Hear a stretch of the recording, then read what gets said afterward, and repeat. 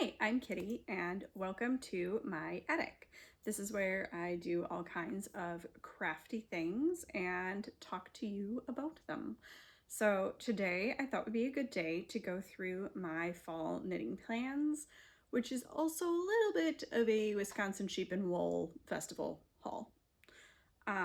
This was my second year going to the Wisconsin Sheep and Wool Festival, and I learned a lot from the first year I went there. I did not take any video of it except this one little clip that maybe I'm showing here. We'll see how I feel about it. And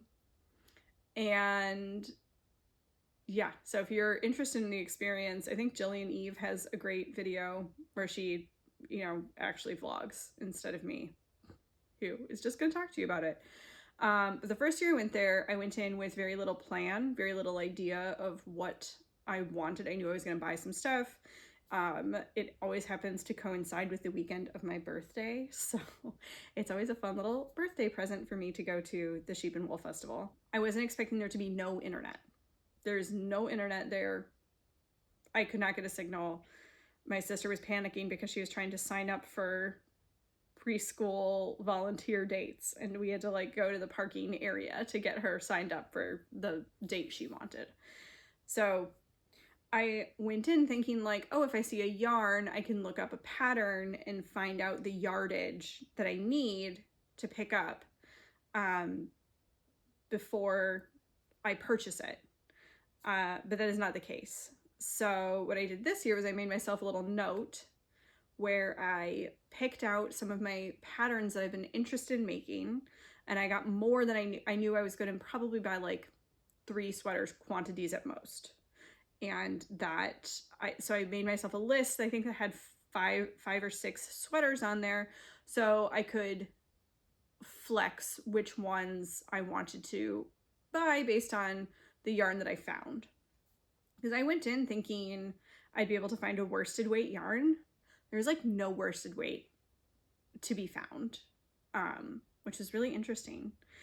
So hold on for winter knitting plans, because maybe I'll find a worsted weight, but first I have to work through these. So let's start with the first sweater that was on my list that I actually found. I thought I might make it with one of my purchases from last year's Sheep and Wool, but I did not. But I've been thinking about this one. It's been in the back of my mind and I really wanted to do it, and I forgot to bring the yarn over. So let me go grab that and I'll be right back. So this yarn is from Sun Valley Fibers. It is 100% Blueface Leicester. Don't know how to say that word ever.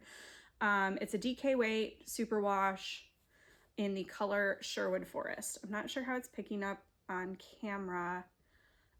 In real life, it is a very dark olivey forest green, and it's gorgeous. It is exactly what you would think of Robin Hood and his merry men wearing to blend in as they go about their business. So I'm very excited about it, and I'm going to use this to make the field sweater. Let me grab my notes again.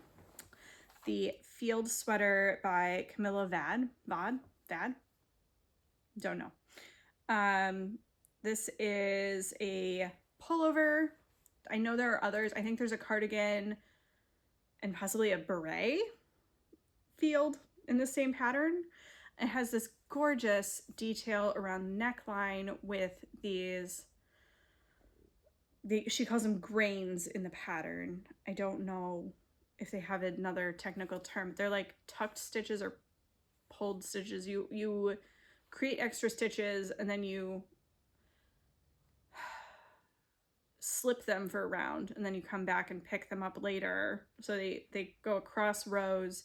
It's a really pretty effect that this has. I believe it's a circular yoke, top down raglan. No, circular.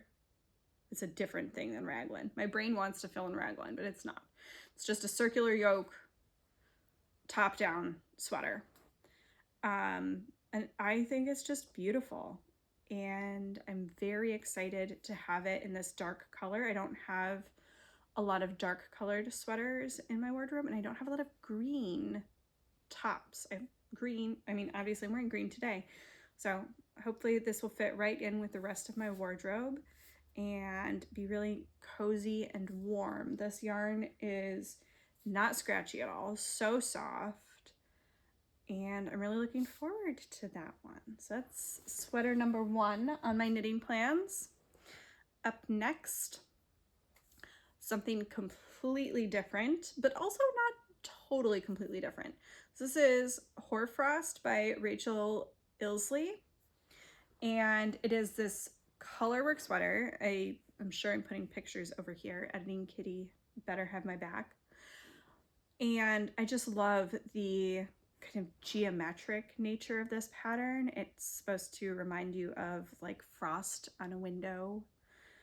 And I picked up these 2 colors from 100 Ravens on their Iachos base. It is 100% superwash merino. And I got this one for the contrast color and this beautiful blue color for the main color. So it's going to be mostly blue sweater with the frost design in this lovely light gray. This one is the colorway Mithlond. Is that Gandalf? I want to say that's what the elves call Gandalf. Don't quote me. I'm not that big a nerd. I only hang out with a bunch of really big nerds. And this one is Sassenach. I'm also not Scottish, but I did watch some Outlander.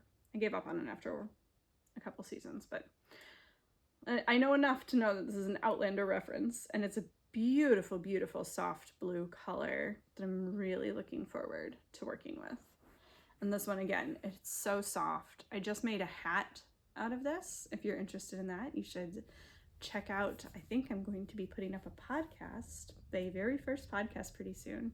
So if you can hear more about that, check it out. So this is, again, a circular yoke construction, top-down sweater, but instead of this kind of bobbly tuck texture, popcorn stitches, I don't know what they're called in the field sweater. This one is stranded color work. I have not done a stranded color work sweater before, but I have done quite a bit of stranded color work in hats and mittens and other things like that. So I'm hoping that this will work out okay, but we'll see how frustrated I get with this. And then for the last of the sweaters that I'm planning for, oh no, I lied.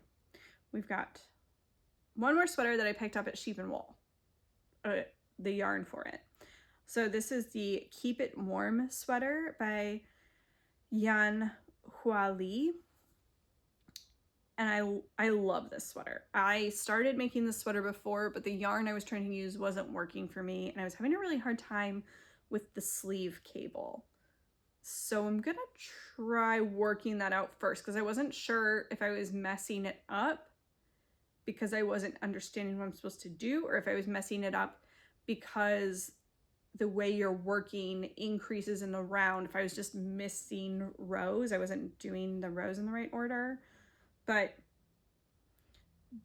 I'll figure it out this time. In the worst case scenario, I'm just gonna knit it without cables on the sleeves. And I was doing just fine with the cable at the front. And I don't really care if my sleeves have cables as much as I care about the front panel of this sweater. Is just so beautiful. This cable and lace pattern is just gorgeous in my mind. So I loved the kind of variegated, fluffy look that this sample has in pink. And so I picked up this beautiful hand-dyed yarn. It's called Earl Grey, and it reads a little green, but it also has some beautiful lavenders in here that are hiding right now. I'm not sure they're going to show up on camera, but I'll try to highlight them later. Maybe this skein doesn't have as many, but the others. There was certainly one that had some gorgeous lavenders tucked in there, and I just really loved the way that the effect that this had. But this is a fingering weight yarn, and the pattern calls for a fingering and a lace weight, so a mohair or alpaca. I prefer alpaca, so I picked up this Drops brushed alpaca silk. I thought I was buying a gray color, but this is blue. This is just blue. So I don't know if this is what I'm going to use. We're going to swatch this up and see how it turns out, but I don't have high hopes for this being used in this project. This one, I don't know if I said, is from Knitting Notions, and it is also a sock superwash. So I don't know if it has any nylon in there. It just says hand-dyed superwash merino wool, so I guess it's just 100% superwash merino. And yeah, it's a nice yarn. I'm looking forward to working with it, and I just think this color is so beautiful. I picked up the Tea Rose color from Knitting Notions last year, and I have a shawl in mind for that one, but I have too many plans and not enough time, so that is staying in the stash for now. But there is a shawl in mind that I'd love to get to. Now, those were my sweaters that I went into sheep and wool. Like these are some of the sweaters that I'd like to make for fall this year, in the fall of this year, to have for maybe fall, but mostly for winter 2024, 2025. But I was watching Young Folk Knits, and she mentioned this pattern, and I was immediately like, I really like this pattern. So this is the Meadowflower Wrap by Sharon. This is probably somebody who is like famous and everyone is like, oh, I know her name, but I don't. Sharon Meninger.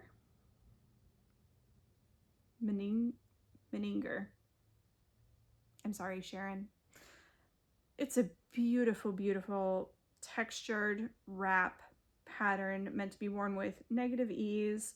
And I just love that it is worn over dresses and skirts and beautiful outfits in all of these pictures. The pictures of this are just so beautiful and so inspirational.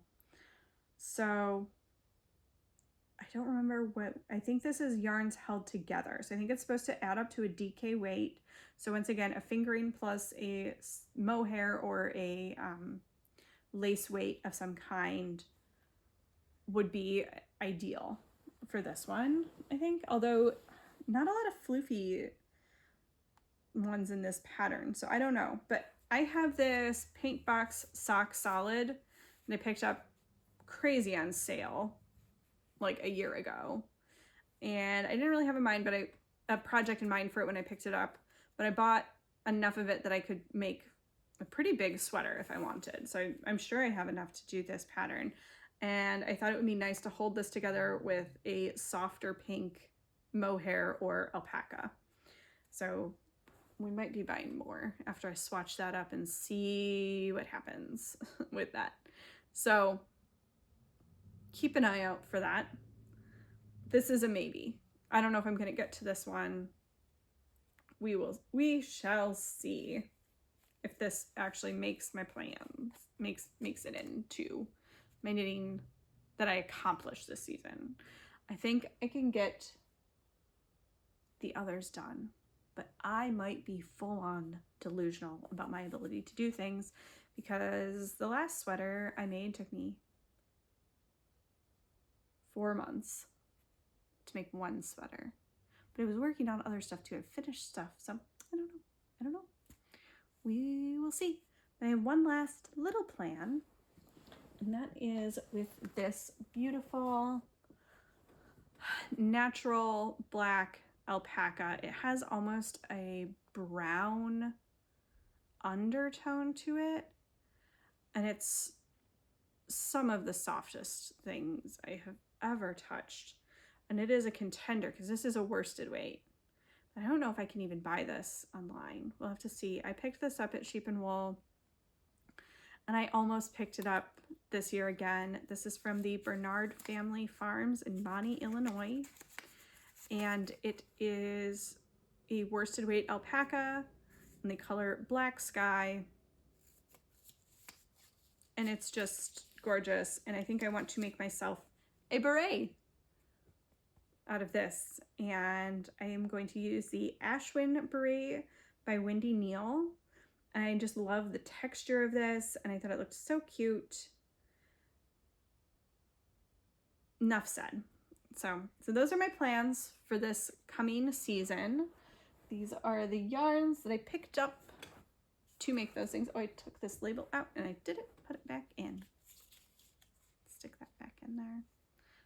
That did not, I didn't do a good job.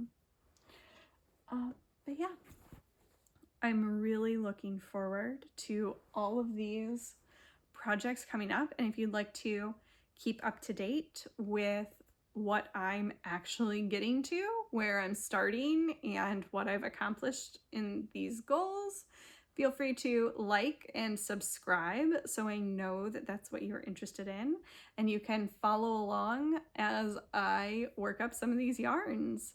I would love to hear some of your fall knitting plans, so leave a comment below and let me know what you're planning on working on. I'm always interested to hear what patterns other people are being drawn to and to play around seeing what I can do with those little ideas in the back of my head. So I will see you in the next one, and I hope you have a wonderful time until then. Thanks for watching. Bye.